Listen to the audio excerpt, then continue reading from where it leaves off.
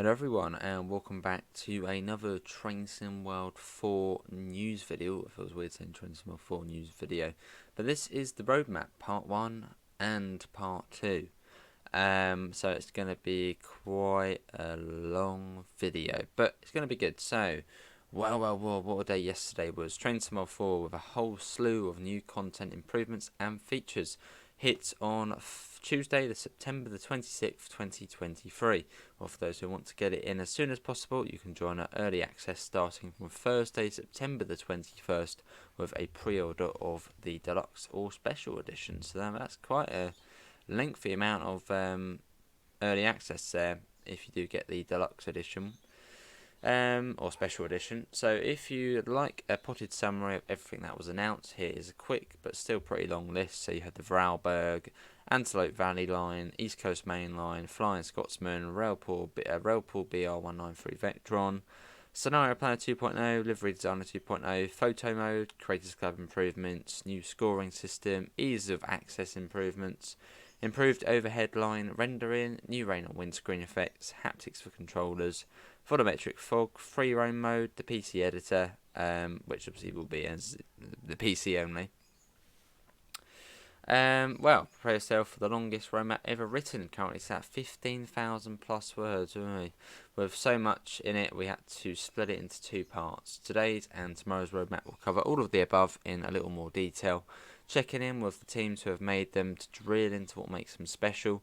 We'll be talking about the routes and locos, as well as the OHLE suspension, which is very cool, and rain windscreen graphical improvements today, as well as talking about some other things we know you have questions about.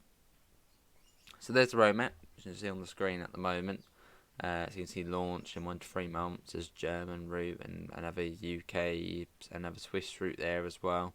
So basically, I mean, to be honest, it's quite brief because it's quite obvious we would be getting like a UK or US map in 4 to 6 months time, and in 6 months plus they could just be putting it on there for the fun of it. I mean, we know we probably aren't going to be getting that in 6 months time.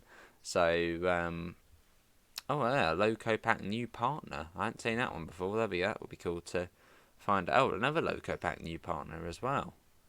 Oh, that would be cool to see who's doing that. I mean, what route that's going to be for? Don't know. Maybe it's some sort of German one. Not too sure.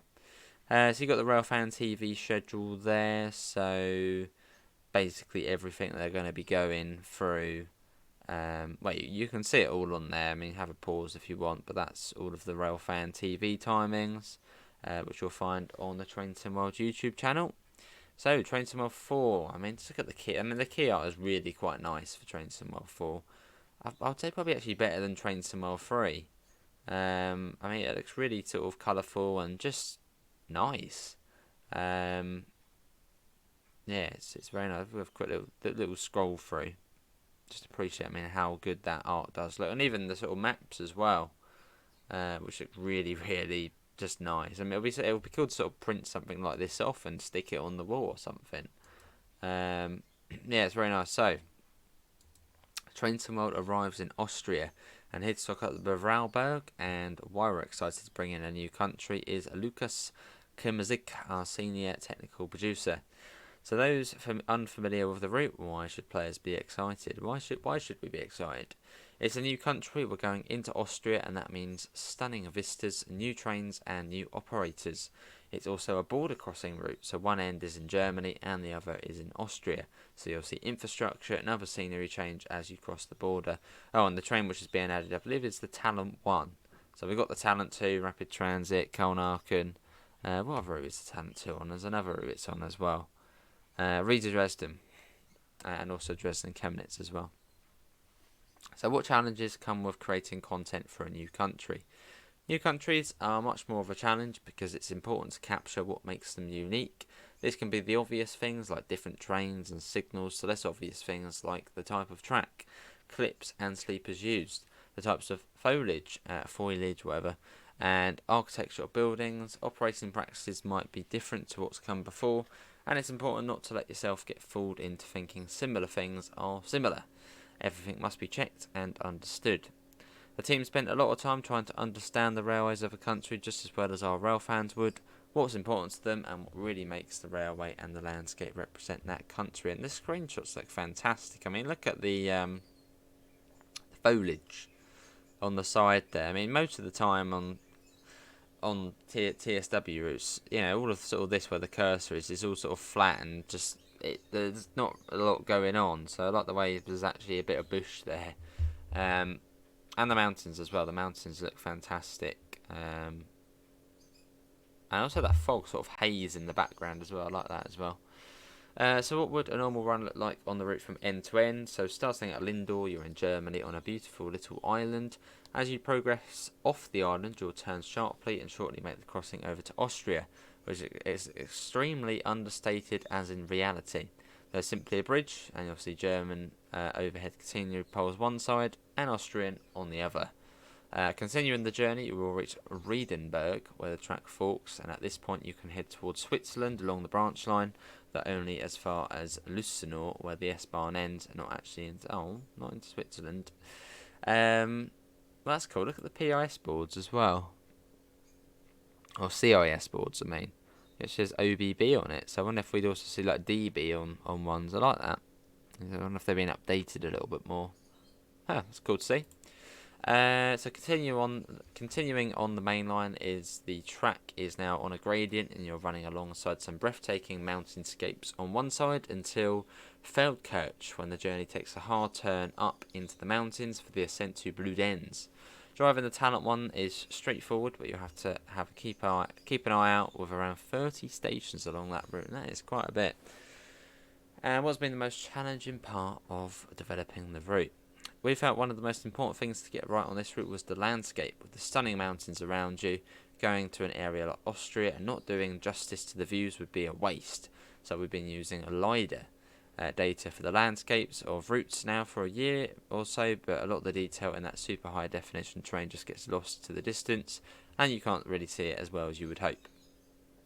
The key area of development for the team has been intelligent landscape material, which is responsible for the colours used on the ground that reacts to the data present in LiDAR terrain and can be much more precise and detailed in its rendition of that landscape via the textures and colours shown. And this means that all the detail, shape and form of the landscape is visible from a long distance away and beautifully captures the stunning vistas of Austria. And again, the screenshot looks really, really nice. I mean, those mountains don't look like jelly like they do on a certain other route. Which isn't Austrian, but another mountainous route. Are there any other particular points of interest for players to keep an eye out for? The island at Lindau is a particularly beautiful place to start your journey, and while it's an understated in reality, the border crossing is a notable feature as well.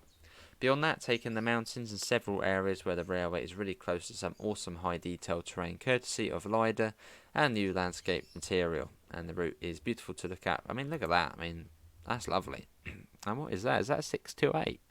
A 628 in DB livery. Okay, interesting. Is that going to be included? Don't know.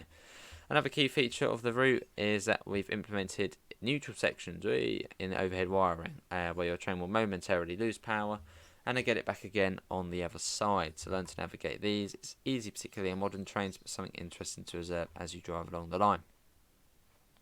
What unique features can players look forward to? This is our first Austrian route, so while the trains are quite similar to those German counterparts, the signals are a little bit different. It's relatable, so if you're familiar with German signals, it won't take you long to pick up the differences, but it's an interesting system, and just like the German system, it fully supports allowing drivers to drive without needing to learn the route as much as, say, a UK route might. Oh, there's a little speed camera thing, or speed indicator, so this is actually for the road, but it also picks up the train speed, so quite cool to see. And I think Matt told us that people were running the DBBR 101 along there, and it was getting up to like 300 or something like mad like that. For gameplay, in addition to the Talent 1 train, we've also included the DBBR 185.2 to support freight traffic, and there's even some gameplay for the Railpool Vectron as well. What is your favourite part of the route? For me, it's anywhere I can see those mountains. It's a key difference from any other route in Trenton World, and a joy to see with all the detail and distant scenery that is present. Even better in those moments when it's really close up and you can see that detail really holding up to close view. And again, the mountains look great. That's a different sort of signal there. Sort of double yellow, but not like the way the German one is. but similar. Describe the route in 3 words: stunning, busy, and different. So cool. And then we go on to the Antelope Valley line, which I think is going to go down quite well for the US fans. A bit of a weird route shape. Look at that, sort of comes up, then sort of goes back across, then up. That's a really weird sort of shape of a route. If only they just built a line from there up to there, just cut out that whole bit here. But anyway, enough of that. Peninsula Corridor meets Cajon Pass and our new West Coast US route featuring Metrolink for the first time. And here to add a little bit of Hollywood razzmatazz is Craig Fowler, our senior artist. Okay, here we go. For those unfamiliar with the route, why should players be excited? Antelope Valley takes players on a journey through America's sunny state with some of the most unique stations ever featured in Trenton World. From the bustling commuter hub of LA Union, the Wild West theme Vincent Grade to Acton, to the pastel artwork of Santa Clarita, connected through a breathtaking path through the deserts, mountains and lush plains of California, there truly is no other route that feels as special. No, that's lovely. What would a normal run look like on the route from end to end? A normal run would see the players working their way through the built-up areas before slowly edging their way into the mountains. With each passing station, the player takes another step towards leaving the busy city life behind and venturing out into the rugged landscape, crawling through the valley until finally reaching the bustle of the city once again. That's a nice screenshot. Look at that. Almost looks like it's in the middle of absolute nowhere. I mean, it probably is. What has been the most challenging part of developing the route? The hardest part for us is always doing the natural world justice in replicating these stunning locations. With the Antelope Valley, we have gone to great lengths to ensure that our 3D meshes, foliage and landscape materials capture the essence of the location. More screenshots. What have Metrolink been like to work with? Metrolink are great partners to work with. We have engaged in many conversations and shared resources to ensure the branding is represented accurately. Are there any particular points of interest for players to keep an eye out for? The LA River is an iconic spot featured in many Hollywood classics. Players might recognise the setting of many a car chase in the dried up concrete basin, or if they are feeling adventurous, the valleys are open for players to explore. Oh, okay. Strange sightings have been reported over the years that led some believe there is more going on than meets the eye. I mean, that is, yeah, that's the LA skyline there. I mean, it doesn't look,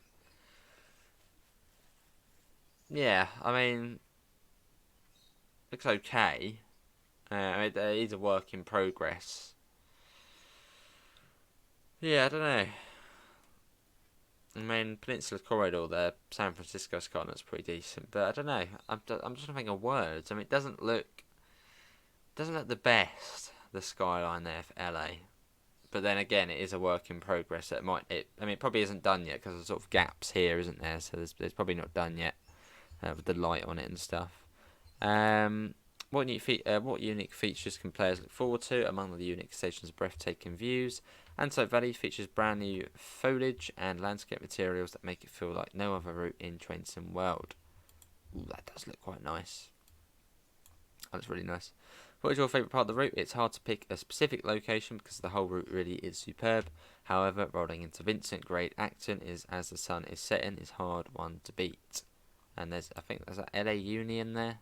So there you go, the big LA station. Describe the route in 3 words: conquered, lush, desert. And yeah, this is work in progress, as you can see, but it looks very, very quiet. For, this looks like some sort of main road, and I can see 2 cars on it. Oh, 3. There's one there as well. Right, onto the East Coast main line, Doncaster to Peterborough, which I think a lot of UK fans are looking forward to. But I know there's been a few bits and bobs people have mentioned, which is understandable. I mean, it is the longest UK route end to end, but it's only got five stations, and it is high speed, which ain't a bad thing. It's it's not bad that it's high speed, but I think a lot of people did sort of expect maybe a commute the East Coast Main Line south, but still looking forward to it because it is the East Coast Main Line, is the Azuma, so yeah, still very much looking forward to it. But I think a lot of people probably were expecting the East Coast Main Line south, which I feel probably would have done much better because it's sort of more known. It's London, so people just as soon as they see London in the name or where the route is, they're like, oh yeah, I know that, yeah. So the British racetrack is here. Raise your pantographs and Azuma your way across the East Coast Main Line. Cool, right. So for those unfamiliar with the route, why should players be excited? It doesn't get more modern than this. Being in a state-of-the-art high-speed train and rapidly getting up to speed is a thrill and offers its own unique challenges. I always feel like the feeling of I am in charge of managing hundreds of tons, hundreds of people at 125 miles an hour, and this is no European line with fancy TVM or LZB as a guiding hand. There's a station in the middle of nowhere, and you need to know where to stop for it. Look at that. Nice. What would a normal run look like from one end to the other? There are several service patterns which run along this section of the East Coast Main Line. A longer distance express may run non-stop between the endpoints, letting you get to speed and stay there, but other services will call up the intermediate stations, offering a nice variety. And if you're in something which can't do 125 miles an hour, like a rail tour with a particular locomotive, expect to pull over into several passing loops and let LNER services overtake. And again, that looks really nice. What's been the most challenging part of developing the route? My experience in this arena or area comes from talking to various people throughout the studio. But as often as can be the case, finding the most up-to-date reference is a common challenge, especially on a route such as this, where most cab rides are from 20 years ago or time-lapsed. There are also many details to consider on routes like this with big intercity stations, lots of stopping markers, waiting points and shops, and with complex stations comes lots of junctions demanding detailed OHLE throughout. It's quite the sight to behold. And stop markers, hopefully we do have stop markers on the route, as remember Glossop Line? Yeah, stop markers just here and there and everywhere and not in places, so hopefully we do have stop markers. Stop markers are important. What have LNER been like to work with? LNER have been very forthcoming and assisted us greatly, providing branding designs and livery details to exactly recreate on our Azuma model. Along with Hitachi, we've been able to access the Class 801 directly in the depot for lots of photo taking and audio recording. And a big thanks to everyone involved, including our licensing team. And that looks nice in the depot, which sort of I suppose means we can actually go into the depot.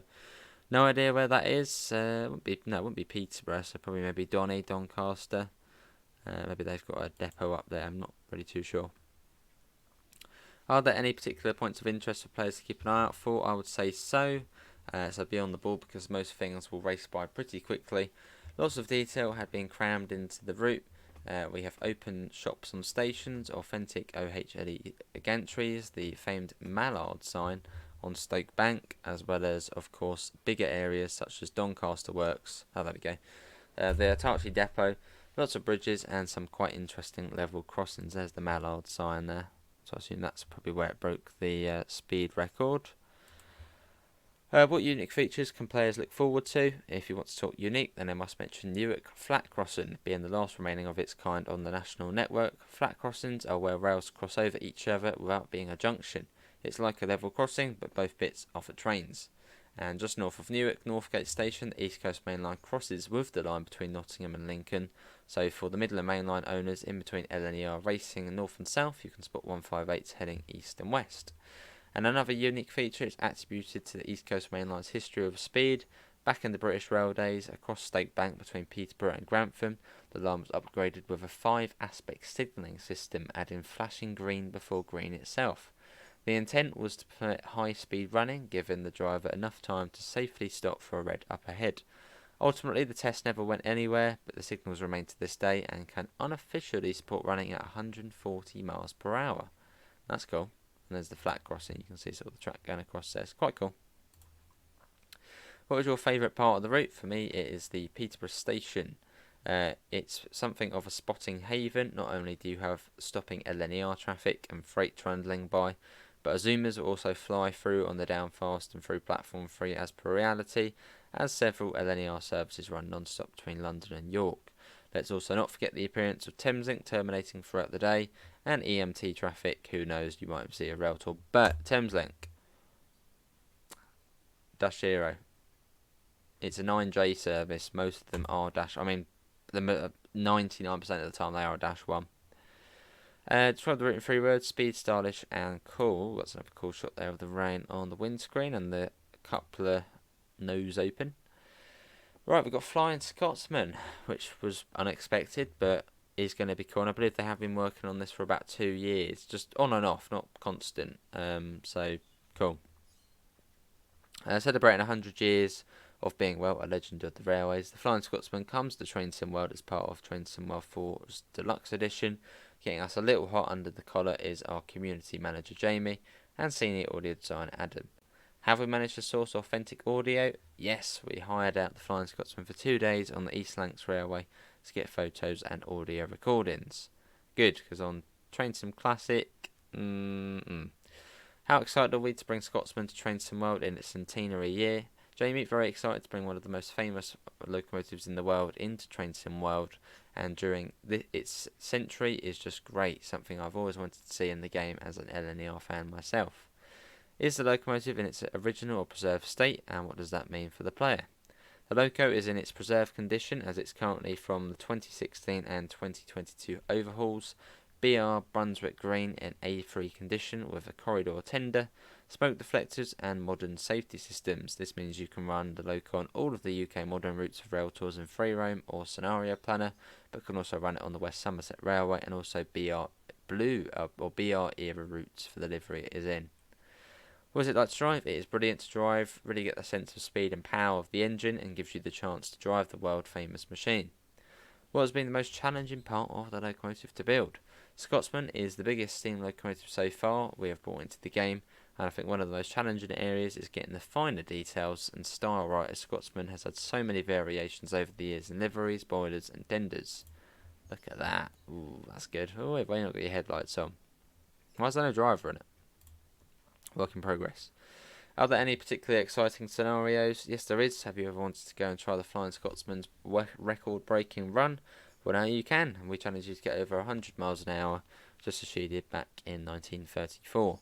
And Scotsman is currently on its tour to celebrate its 100th year. How can players join in the fun? With Scenario Planner and Free Roam, you can take Flying Scotsman around the world, celebrate her centenary, and even recreate runs she has done during her lifetime on the rails, and also share screenshots and videos with us on our channels to see how you're celebrating the centenary. Scotsman 3 words: fast, famous, and fantastic.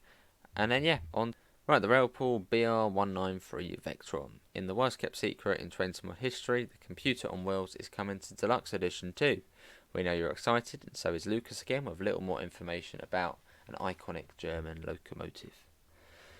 Tell us a little bit what makes the Vectron special. The Vectron is an ultra-modern powerhouse of freight locomotive. It's got a unique look to it, and that just makes it really fun. It's a really weird-looking locomotive. Like, it looks a bit ugly, to be honest. It's not. I don't know. What do you guys think? Do you like it or not? I don't like the design of it. I don't like the design. I mean, it's cool, but then it's not cool. The cab's cool though. What is it like to drive? You've got a lot of power at your command with the Vectron, so it's responsive and capable. It's also a mobile computer with lots of functionality implemented on the screens as per the prototype as well. What kind of operations can players expect when driving the locomotive? The locomotive is primarily used for freight in its form, so you'll be using it to hold freight on both the Vorarlberg and Dresden-Riesa routes. However, we have included a wide range of fun formations for Scenario Planner and Free Roam. That include using the IC coaches from the BR101 pack, so that you use it in passenger configuration as well.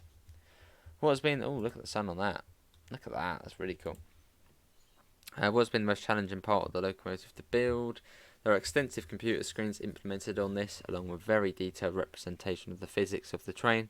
Capturing all of that effectively has been a challenge and required multiple trips back to the prototype, courtesy of Railpool and Locomotion, to allow us to really capture the audio and the feel of the train as well. Look at that, coming out of, what is that? Is that Riesa? Or was that Dresden? One of the two. Are there any operational quirks that you need to keep an eye on? Take the time to explore the computer screens. The Vectron is the multi-system version and has the capability to run in both Austria and Germany. Your headlights are set up on screens too. There really is a ton of stuff to find there, and you can cut out traction motors to save power as well, just as per the real locomotive. So it's a bit like the 187, to be honest. How we managed to source authentic audio? Well, thanks to Railport on Locomotion, we were able to get access to their Vectron locomotives on 2 occasions, capturing both static and running sounds, including running at speed on the main line. And there's also a particularly exquisite horn on this as well. And are there any particularly exciting scenarios? We added an extra scenario for the Vectron to run on Vorarlberg, in addition to making it work in timetable mode. A really awesome combination having the loco on that stunning route. And look at that, that does it pretty good. What upgrades will Navico Dresden receive to support the release of the Vectron? The biggest part of the upgrade is that the Dresden route is getting the new skies and lighting from TOD4 as introduced in TSW3. Something players have been asking for on as many routes as possible since we introduced it. BML, get it on the BML. Describe the Vectron in 3 words: modern, powerful and detailed. And then on to something even more exciting. UK route: Blackpool, Preston, Ormskirk. So up north in the northwest. BR by Just Trains as well. And there's Blackpool Pleasure Beach in Blackpool as well, which looks really nice. And look at the Pacer bus. They've teased, taunted and given us a veritable rollercoaster of clues, but we're delighted to announce that Just Train's first train tomorrow will be Blackpool, Preston to Ormskirk.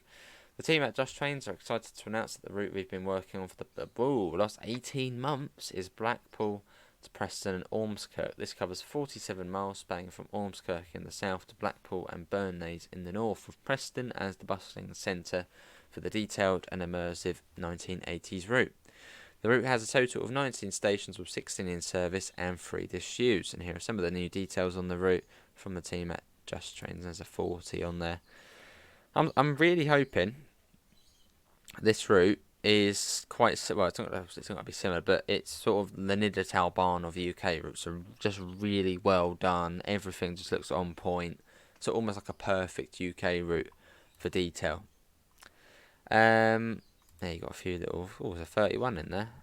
Look at that, sat there at wherever that is. That Blackpool maybe. Probably say won't it? Our Preston station. Oh, there's even a map. That's a really nice map actually. Look at that. So you've got sort of this main line here, and then sort of 2 bits coming. That's quite good. You've got the bit sort of coming off here, and then the bit coming down. It's quite an expansive route. So yeah, that's cool. Another screenshot there, the 47. Oh, that's probably black and white, isn't it? That one. It's got to be. Another cool. Look at that BR. An old work fan there as well. It's probably a new model. It's really good. And I think is it the 142? I think it is the 142. Yeah. Preston Station is the focus and is located on the West Coast Main Line. The station in our era features 6 through and 2 bay platforms, and no matter what time of day or night you visit, you'll always find action here, with passenger, freight and parcel services all making regular visits.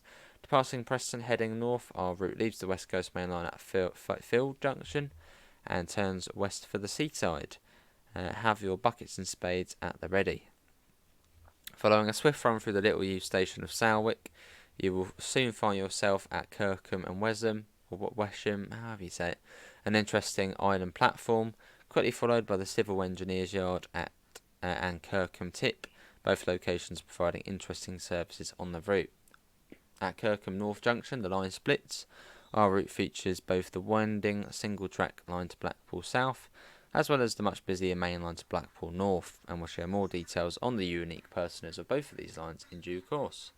Just looks really, really good, doesn't it? I mean, yeah, I really hope this is sort of like a Niedertal barn TSG job of the UK, where it's just sort of, it's perfect. I mean, that just, Blackpool Tower there, it looks really, it's at the sea as well over there, it looks really, really nice. And you've got the 08 down there as well. Is that a new livery for it? Possibly. Is it? No, I think it does have that one on Northern Transpennine. So it's got like the Kingfisher one, I think, on Tees Valley. Jumping back to Preston, we can catch our train for the 15-mile journey to Ormskirk, leaving the West Coast Main Line at Farrington Curve Junction. This single-track line provides a different experience to the other parts of the route, running almost entirely through charming rural countryside, broken only by the stops at Croston, Rufford and Briscoff Junction stations before arriving Ormskirk, where the BR line meets the electrified Merseyrail network. Fortunately, the tracks are not physically joined together. Yeah, and there's Preston Station. It just looks really bloody good. It's really good. I mean, look at that, the front there. It's great. Driving our BR Provincial Livery Class 142 Pacer, a full-length run from Ormskirk to Blackpool South will give you a very atmospheric 60-minute journey, perfect for a constantly changing landscape as you head through the city of Preston onwards to the Five Coast. On top of all this, we've also added the 3-mile line from Poulton Lafayette to Burnade, a freight-only branch that will allow you for yet more variety within this ever-changing route. It just looks, oh my god, it looks really good, and as well, it's the perfect time. 60 minutes, one end to the other is just perfect. Yeah, that's really good. Right, let's see, improved overhead line rendering. So let's see, have we improved the rendering? We have a detailed overhead wires modelled at very high accuracy. Unfortunately, not one could not really see them as they were so thin and they would seem to disappear after a very short distance and created a lot of flickering. We improved the visibility without making them unrealistically thick, so players can actually see their complexity with much less flickering on the lines. And you can see the sort of comparison there. So you can see sort of it disappears here, it goes on for a bit further, then disappears. Rain window effects. We listened to your feedback on our rain on windscreen graphics, and we've given them a glorious update. But were they really that bad before? I mean, I thought they were perfectly acceptable, but no. Well, they've been changed. So what's new with this change? The new weather effects on windscreens and other train windows are now much more detailed and have a higher definition. In the previous version, it was very washed out, stutter and visibility low resolution. All droplets moved at the same speed and looked very synthetic overall. Now they show discernible droplets and snowflakes that land on the window, and moving droplets show streaks trailing behind them. The animation is also much smoother and natural. Overall, it's much less looking like jelly. And there was a video, but there might be audio in that copyright. So, character updates and new dioramas. It's time we gave our lovely characters of Train Sim World more ways for them to express themselves.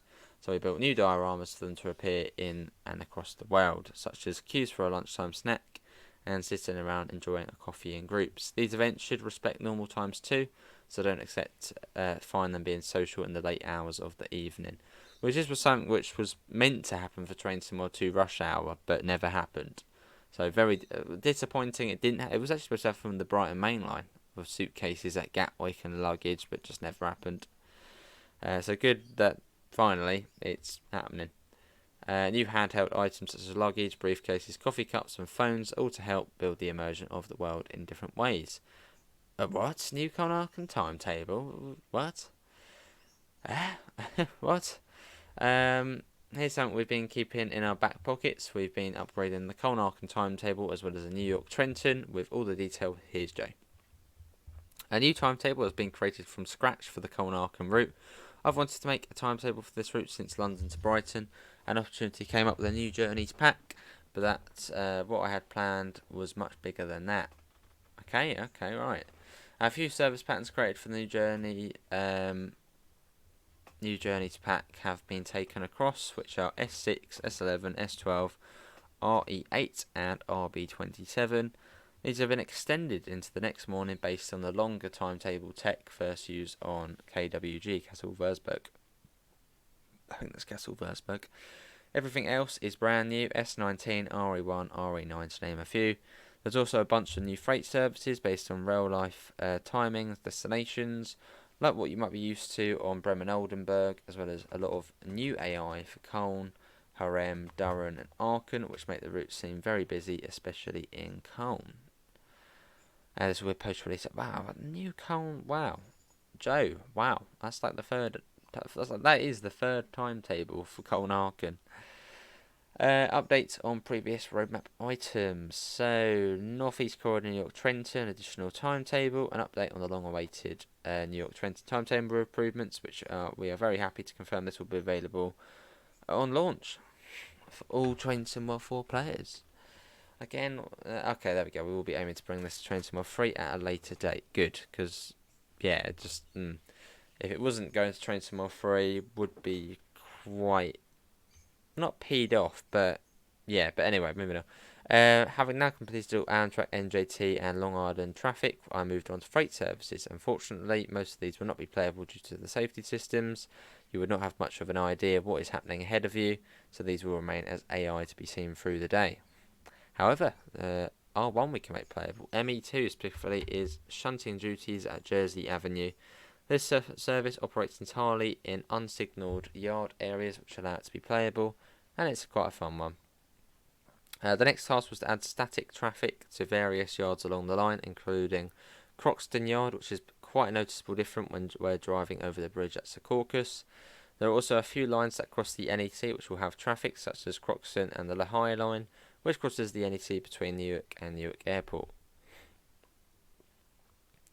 Nice. So, Southeastern Highspeed route improvements. Now, yeah, this is right. So, with the rate of the 700 earlier this year, wow, I mean, it was like a month and a half ago. We wanted to make some improvements on the route to coincide with it, which probably should have released quite a while ago, but anyway. Hello everyone, James here, and while I've been busy working with and enjoying Trenton of 4, I'm also glad to be able to take some time to talk Southeastern Highspeed. Like I need much excuse, but it's a good one to have.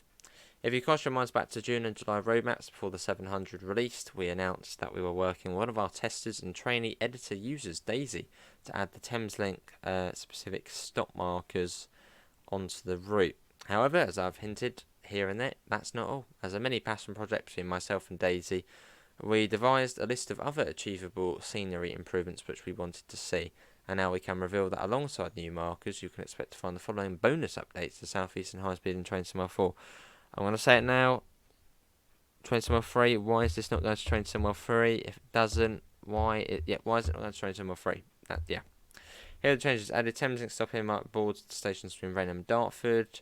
Corrected, added, improved the location quality of other conventional stopping boards. Added DOO monitors where they were missing. Added CIS boards at Rainham Platform 0. Improved lighting at Gillingham and Ashford depots as well as Faversham sidings. Added extra scenery items at Ashford depot. Depot protection system lights, nice. Added new clock assets to Gillingham station, depot, Dartford sidings. Improved the look of Northfleet station platforms and fencing. Added missing foliage at Springhead Junction. Added missing feeder substation at Springhead Junction. Added lighting and some gantry assets around Who Junction and staff halts. Fixed instances of passengers not boarding and lighting trends at Higham Station. Added missing 15 and 20 mile an hour boards at Rochester Bridge Junction. Replaced container crates near Purfleet on HS1 with buses, as per reality. Replaced high-rise building at HS1 Medway Viaduct with a more reasonable alternative. Fixed the misplaced asset which was covering tracks outside Ashford. Removed invisible walls which blocked on for Ashford depot movement. Added a prompt to bypass and access the fenced off footbridge at Ashford. Plus some all new Easter eggs. Very nice. Value view to pass the time, nice. Please note some board changes are visual only and may not represent where the timetable instructions tell you to stop. Okay, so basically if you're playing hard off, just go for the 700 stop markers. But yeah, you can see there it looks really, really nice. Again, I don't know if there is audio for this. I think there might be. I think I've watched it. So, yeah, but yeah, feel free to have a look at that. It's linked on the roadmap. But yeah, I'm not happy because there was no mention of Train Sim 3 there. I mean, considering the 700 was a Train Sim 3 release, I would expect this update to go over to Train Sim World 3, especially as Southeastern Highspeed was a Train Sim World 3, Train Sim World 3 base route. So, yeah, I'm quite unhappy that there was no mention of that going to Train Sim World 3. I really hope it does, because yeah, if you're at the moment you're playing on Train Sim 3 with the 700, you should really already have this update because it's the stop markers are part of the 700. So yeah, I'm not happy if they're going to be leaving it out for Train Sim 3. So I really do hope they do put it onto Train Sim 3. Even if it takes extra time for something, get it on Train Sim 3. Digital Barn bonus content. Right, before we let James go, he's also going to be giving us a little look at something you can look forward to. Everyone's favourite branch line, Digital Barn, which is a fantastic route. And again, what does it say in Train Sim 4? Is this... I'm just going to scroll down. Okay, I can't see it. Before we let James go, he's also given us, right, so it wasn't even halfway out the door before he called back, but it's worth it. To the eagle-eyed of you who already spot the little teaser for a few seconds and dovetail direct, well done. But for those that didn't, let's talk the DBBR628. Set in the 1990s, the Nidatal barn comes with the 628 in its contemporary white and mint livery, which was perfect for that route, and of course Linker Rheinstrecker, which released around the same time. However, German and now Austrian routes are set in the modern day, and wouldn't it be perfect if we had DB regional BR6284, and that looks really nice. Look at that. Cool. Well, thanks to the team at TSG, we do. Coming as a free bonus with a Nidatal barn, the modern condition DBBR628. Mint has now been painted over with the red, and subtle changes have been changed inside and out to reflect the real-life progression of these units throughout the years. We will share more in due course, but feel free to come in. Modern free roaming and scenario planning adventures again. Really, I suppose this one's not as bad as Southeastern Highspeed. The update not coming to Trenton more free.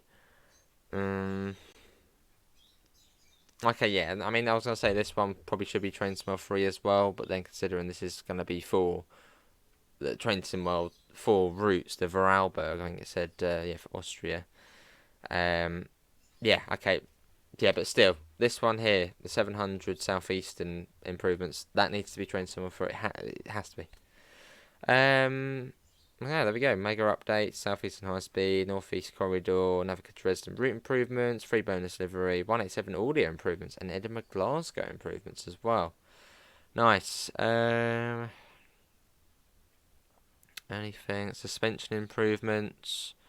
Only swaying side to side is so Trenton Mile 3. Within Trenton Mile 4, we focused on improving some of the vertical sensations caused by the train suspension. So what changes have we made to the suspension in Trenton Mile 4? The main focus of the updated suspension has been on more physically accurate spring model with a much smoother and more controlled damping effect. This overall allows for a much bouncier vehicle with less jittering that was present on some vehicles before.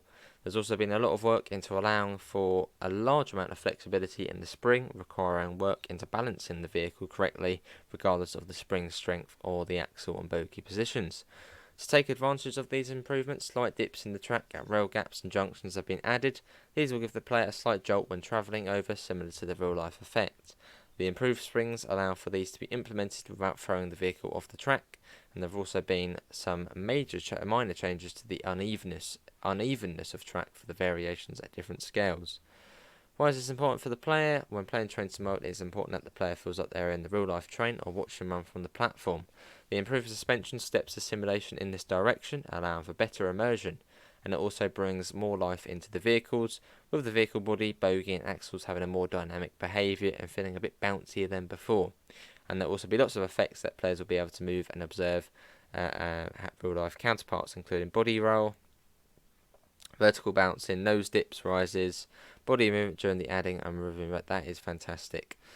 What difference will a player feel when operating a train in Train Somewhere 4? Overall, the player will feel a bit bouncier and more dynamic ride when operating the trains. How much so will depend on the vehicle being driven.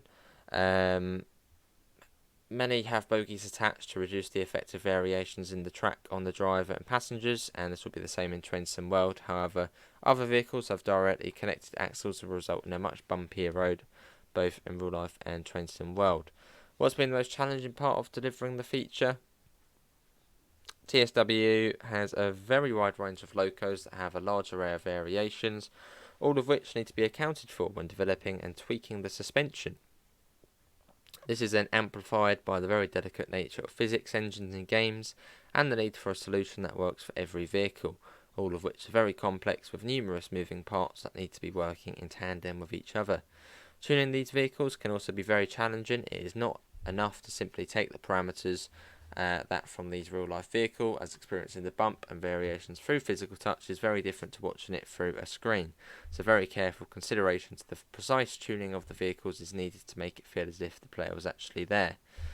Formation designer. The term formation, otherwise known as consist, refers to a sequence of rail vehicles that make up a train. So these are freight cars, the locomotives, and what order they're in. Let's hand over to Matt Pedalston to talk more on the new feature coming to Train Sim 4. What is Formation Designer? The term formation refers to a sequence of rail vehicles that make up a train, so the exact freight cars or coaches and locomotives, what order they're in, if they've got loads of them in, and so forth. Formation Designer is a tool that allows you to create these formations. Where can players use their new formations?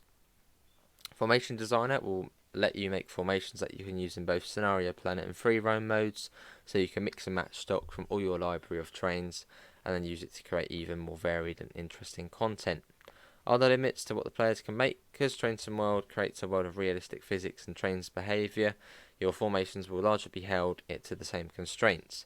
You can't mismatch couplings, you can't mismatch braking systems, and even the electric connectivity used down the train is factored in the simulation. If any of these things don't match, you'll end up with a train that simply won't work in various ways. To avoid confusion, the designer understands what the compatibility of vehicles is and will only offer options that will work as you build a formation out. Unfortunately, an off-the-rails equivalent isn't really possible because it would essentially mean replacing the entire physics model. What has been the most challenging part of developing the feature? It's a big system to build, understanding complexities of which vehicles can work together and then creating a user interface to manage. A relatively complex task of adding, moving and rearranging vehicles, understanding cargo loads and even allowing formations to contain other formations. There's a lot going on in this tool and it unlocks a lot of freedom for players to really get the most out of the collection. Oh, and there we go. That is the roadmap. That's quite a cool shot there. Probably using the photo mode, which looks quite cool. It almost looks real, actually. I mean, that sort of background looks pretty real. But yeah, that was part 1 of the roadmap. I might have mentioned we would do part 2 in this video, but that took a very long time, so probably do part 2 as a separate video. Hopefully everyone has enjoyed it. Do leave your thoughts in the comments below. Links can be found in the usual places: Discord, PayPal, merch store. Apart from that, thanks for commenting, and I hope to see you next time. See you all. Take care. Bye, guys.